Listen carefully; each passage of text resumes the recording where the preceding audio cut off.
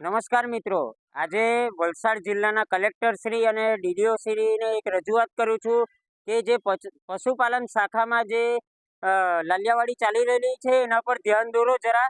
કારણ કે જે મેં આરટીઆઈ કરી હતી એમાં મને માહિતી મળી છે 580 નંબરની, એટલે કે આ ગાડી વર્ષ 2024માં ટોટલ 7,000 કિલોમીટર ચાલી બતાવી છે. શું તમને લાગે છે આ 2024માં 7,000 કિલોમીટર ચાલી હશે?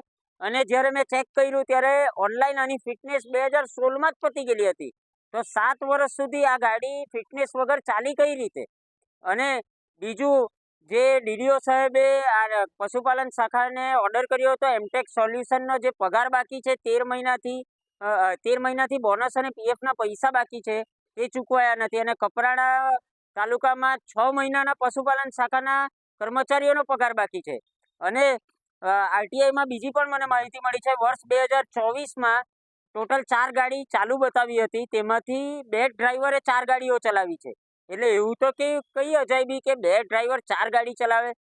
અને મને વાત મળી છે કે ત્યાંના પટાવાળાઓને એ લોકો ડ્રાઈવર બનીને યુઝ કરે છે, એટલે ગાડી ચલાવડાવે છે. એટલે પટાવાળાનું અને બીજા કર્મચારીઓનું પણ, નીચલા કર્મચારીઓનું પણ આ લોકો શોષણ કરે છે.